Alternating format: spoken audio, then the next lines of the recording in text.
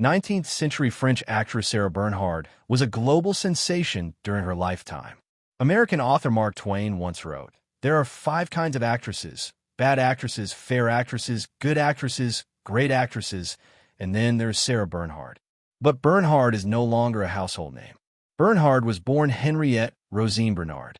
Much of her childhood is shrouded in mystery, but she was likely born in Paris in 1844, the daughter of a high-end Jewish sex worker named Judith Bernard. She took the name Sarah Bernhardt when she became an actress, perhaps to celebrate her Jewish heritage at a time of rising anti-Semitism in France. Despite her Jewish heritage, Sarah went to Catholic schools and, as a teenager, even wanted to join a convent. Upon hearing her impassioned argument with her mother about whether she could take religious vows, Judith's lover, the Duc de Morny, allegedly said that child should be on the stage. The well-connected Duke pulled strings to get Sarah into the conservatory in Paris, where she studied acting from 1860 to 1862. Bernhard debuted on the Paris stage in 1862, playing the title role in Iphigenie by the playwright Jean Racine. The performance was not a success, and Sarah knew it.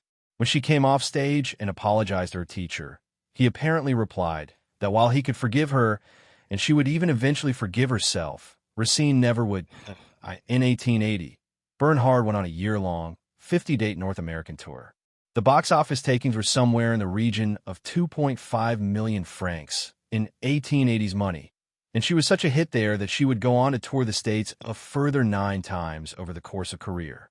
In England, she was so popular that she gave private performances in the homes of wealthy Londoners. Bernhardt's personal motto was "Quan Meme," which essentially translates to "no matter" or "even so what."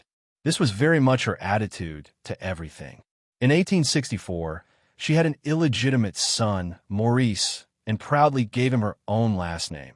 She was an unashamed and unapologetic single mother.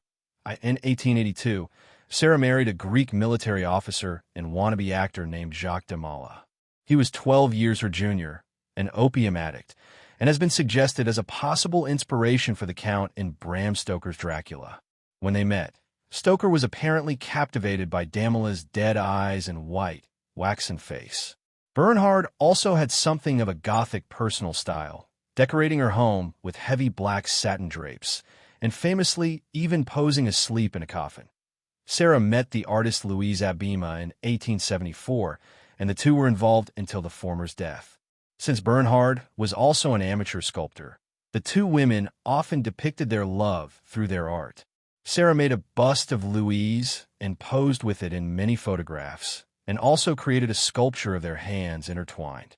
Abima once painted a picture of the two of them on a boat together on a lake, and sent it to the Comédie Française with a letter reading, "A painting by Louise Abima on the anniversary of their love affair." Bernhard constructed and controlled her public image through the new technology of photography. She would pose alone, without male co-stars, facing the camera with a direct stare. And images of her were popular. 100,000 copies sold in the U.S. in just 1 year in the 1880s.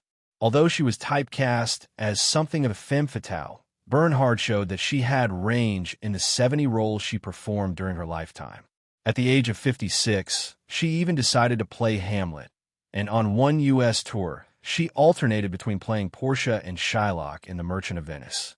As well as an unusual and haunting warbling voice, Bernhard was able to use and move her body on stage in a way that captivated everyone who saw her perform. But one thing she never did was comedy. On the contrary, she was known for her dramatic death scenes, perhaps fitting for a woman who was rumored to sleep in a coffin. On March 26, 1923, Sarah Bernhardt died at home in her son's arms, with Abima at her bedside. Newspapers have been breathlessly reporting on her declining health for weeks, and a huge crowd turned out to see her funeral procession as it wound its way from her home in Paris to Père Lachaise Cemetery. Visiting it 3 years later, an American man commented, "At Bernhardt's tomb, one realizes one thing at least: great genius and great art are both international and immortal."